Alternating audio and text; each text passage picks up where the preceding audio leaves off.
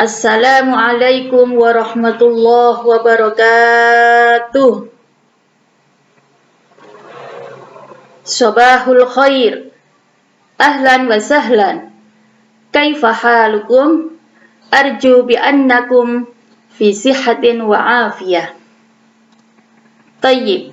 Qabla an nastamirra ad-dirasa fi hadzal yaum, hayya nabda bid-du'a'i wa bi qira'ati suratil Fatihah. Al-Fatihah.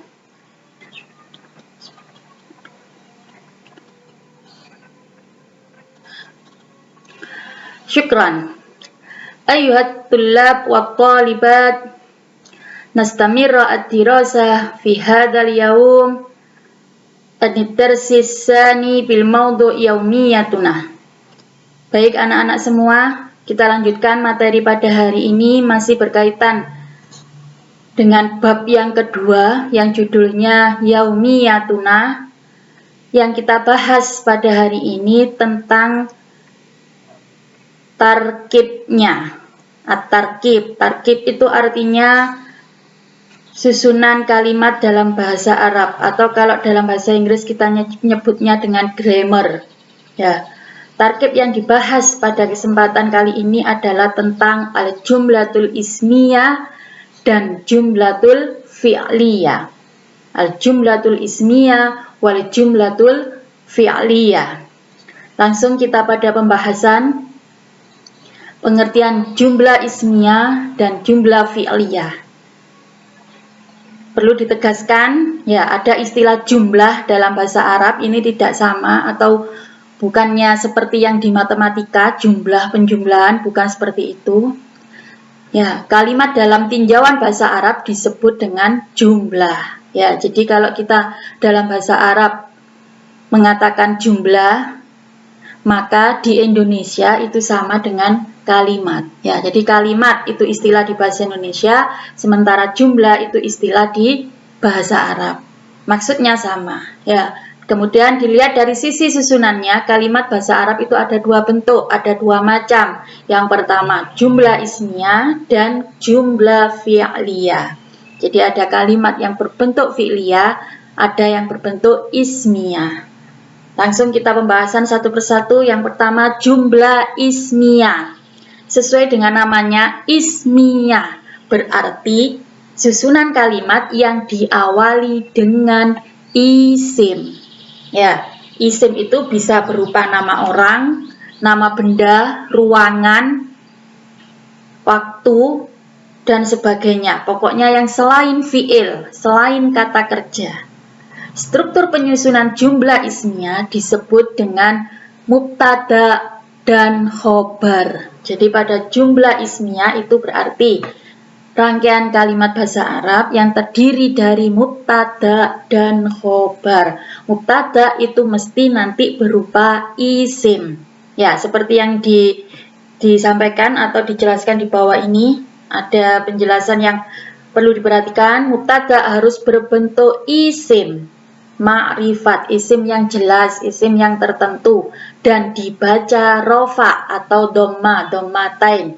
Kemudian khobar juga harus berbentuk isim nakiro, isim yang masih umum, dan dibaca rofa jika berupa isim. Kemudian khobar yang tadi itu harus sesuai atau sama dengan mubtada dari sisi atau dari segi mudzakkar muannasnya dan dari segi jumlahnya, mufrad, muannas atau jamak. Itu yang jumlah ismiyah. Sekarang lanjut pengertian dari jumlah fi'liyah. Jumlah fi'liyah adalah rangkaian kalimat yang terdiri dari fi'il dan fa'il. Ya, sekali lagi, kalau tadi ismiyah sesuai namanya berarti diawali isim, mubtada dan khobar. Sekarang yang fi'liyah itu yang terdiri dari fi'il dan fa'il. Fi'il itu kata kerja, fa'il itu subjek atau pelaku. Ketentuan yang harus diperhatikan, fi'il atau kata kerja tadi itu harus sesuai dengan subjek atau pelakunya dari segi muannas dan mudzakarnya. Ya, harus sama nanti bentuknya. Kemudian contoh. Nah, perhatikan contoh-contoh yang ada di sini. Ada 2 kolom. Yang pertama ini adalah contoh dari jumlah fi'liyah dan yang kedua ini adalah contoh dari jumlah ismiyah. Yang pertama ini yang fi'liyah, yartadit thalibu malabisal madrasah. Yartadit thalibu malabisal madrasah. Sesuai dengan namanya fi'liyah, maka yang ditulis lebih dulu, yang disampaikan lebih dulu adalah fi'il, yartadi, memakai. Baru kemudian subjeknya, pelakunya, at-thalibu. Ya. Yartadi itu memakai, at-thalibu siswa, malabisal madrasah seragam sekolah. Ya, jadi kalau mengartikan tetap kita sebut subjeknya dulu. Siswa memakai seragam sekolah. Bukan diterjemahkan dengan memakai siswa seragam sekolah. Tidak. Ini hanya susunan dalam bahasa Arabnya saja. Fi'il lebih dulu, kata kerja lebih dulu. Tapi kalau mengartikan ke Indonesia, tetap subjeknya dulu. Kemudian yang sampingnya ini adalah jumlah ismiyah. Kalau jumlah ismiyah itu terdiri dari mubtada dan khobar. Mubtada itu mesti berasal dari isim. Atau kita bisa nyebutnya juga dengan pelakunya. Ya, dari contoh yang di samping ini yang fi'liyah dirubah ke ismiyah, maka menjadi at-thalibu yartadi malabisal madrasah. Kalau menerjemah ini mudah sekali ya, langsung saja. Siswa memakai seragam olahraga. Ya, jadi kalau mengartikan Indonesia sama antara jumlah fi'liyah dan ismiyah, cuman dalam penulisan di bahasa Arab itu dibedakan dua menjadi fi'liyah dan ismiyah. Contoh kedua ada ya'malu Ahmad al-wajibal manzili. Ya, Ahmad mengerjakan pekerjaan rumah. Meskipun ini fi'ilnya disebutkan dulu, tapi tetap mengartikannya itu subjeknya dulu yang disebutkan. Bukan mengerjakan Ahmad pekerjaan rumah, bukan, tapi Ahmad mengerjakan pekerjaan rumah. Ya, ini yang jumlah ismiyah, fi'il dulu, baru kemudian fa'il. Sekarang yang ke ismiyah, dirubah ke ismiyah. Ahmad ya'malul wajibal manzili. Ahmad mengerjakan pekerjaan rumah. Ya, jadi dalam bahasa Arab seperti itu ya. Ada 2 macam dari segi penulisan atau pemakaian, penggunaan kalimat dalam bahasa Arab. Cuma nanti menerjemahkan kita tetap memakai yang di bahasa Indonesia. Ya, ini yang contoh yang mudzakkar. Sekarang coba kita lihat yang ini, yang muannas.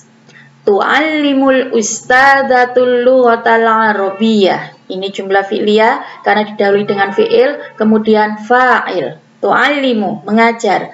Al-ustadzah, guru. Al-lughatal arabiyyah, bahasa Arab. Kalau mengartikan, tetap dari ustadzah sini. Guru mengajar bahasa Arab. Bukan mengajar guru bahasa Arab. Bukan ya, bukan seperti itu. Sekarang kalau yang di jumlah ismiyah, berarti subjeknya atau isimnya taruh di depan. Al-ustadzatu tu'allimul lughatal arabiyyah. Guru mengajar bahasa Arab. Ya, demikian beberapa contoh tentang jumlah fi'liyah dan jumlah ismiyah, sekaligus tentang perbedaannya dalam penggunaan di kalimat. Mudah-mudahan bisa dimengerti. Harus sama dari mudzakkar dan muannasnya. Ya. Selanjutnya ada lagi beberapa contoh. Nah, ini perhatikan juga ya. Kalau yang ini contoh jumlah ismiyah semuanya. Ya, semuanya ini diawali dengan isim. Isim. Al-madrasatu wasi'atun. Ya. Al-faslu nadhifun. Al-hafilatu mustahimah. Jadi semuanya ini adalah jumlah ismiyah karena didahului dengan kalimat isim semuanya.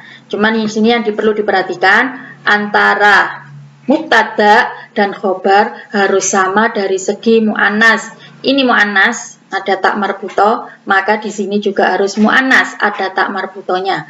Kalau yang ini juga at-thalibu mujtahidun. Ini berbentuk mudzakkar, tidak ada tak marbutonya, maka yang khobarnya di sini juga harus mudzakkar, tidak ada tak marbutonya. Yang ini juga